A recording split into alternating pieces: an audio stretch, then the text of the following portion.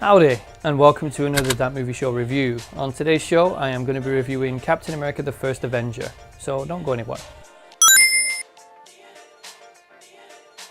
From a visual standpoint, The First Avenger does have a very unique and interesting look, and I think that Johnston was the correct choice to direct this film. He has done some of these sort of romanticized propaganda looking films in the past with The Rocketeer, so he was the great choice for this, since the overall tone of this film was going to be very different to everything else.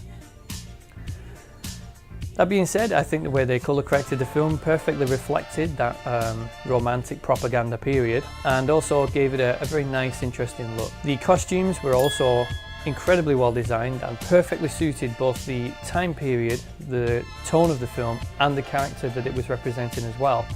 So I think the costume department deserves full marks for that. The downside to this film is that the action sequences really aren't anything interesting at all. I expected a bit more of a flagship character for Marvel, but unfortunately they're just not that compelling. And it really doesn't showcase anything interesting or exciting. So overall I'm going to score the visuals at a 6.5. In the audio department, I feel like the overall score is again reflective of the time period and tone that the film was going for, and really does feel like the kind of music you'd hear in those old propaganda movies from the 1940s. And so I guess the audio department can be commended for that. That being said, it's not a music style which I particularly enjoyed, and a lot of the time I found it distracting and grating, even though it did suit the film perfectly well. So overall I'm going to score it a 5.5. As Chris Evans' first outing as Steve Rogers in Captain America, he had to be able to portray the sort of meek and frail aspects of Steve Rogers at the start, and his overall and gradual dramatic change into a genuine hero, and I think he does that really well. He seemed to perfectly understand what the aspects of Steve Rogers were that he needed to get across, and he did that. He executed that perfectly well.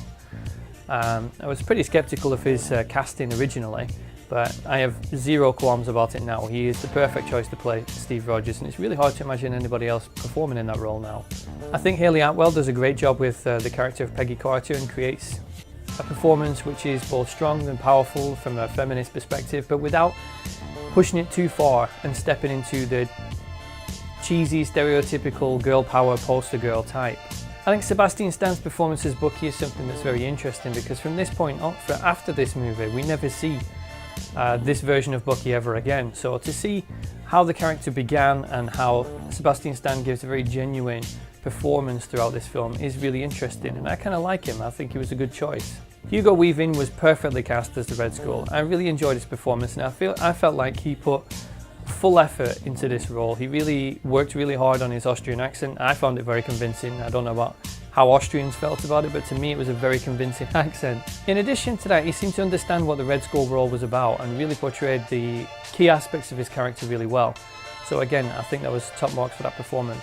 The performances all around were good, but the supporting characters were nothing to write home about, and in truth, Tommy Lee Jones turned up and just played himself like he does in pretty much every film, but from time to time he was funny, so I'm going to score it overall at a 7 for performances.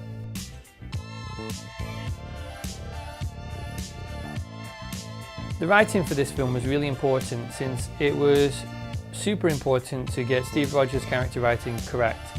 It's very easy to create a cheesy stereotype with this particular character, so how the writers handled his gradual change and his dramatic arc was really well. They focused on giving him the right core values and on trying to portray him more as a person who's gradually grown into his role instead of someone who is suddenly thrust into it.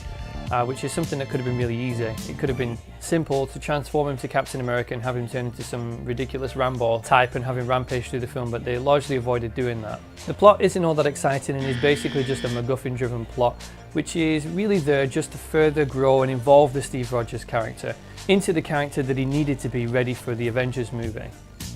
Overall, I'm going to score the writing at 6.5.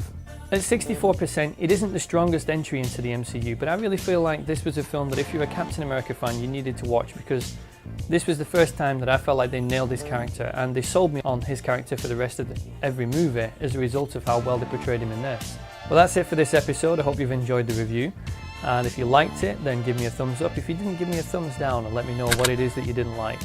As always, if you're not a subscriber, then hit the subscribe button and you can be notified of any future reviews or videos that I do. Thank you very much for your time today, and I'll catch you on the next episode.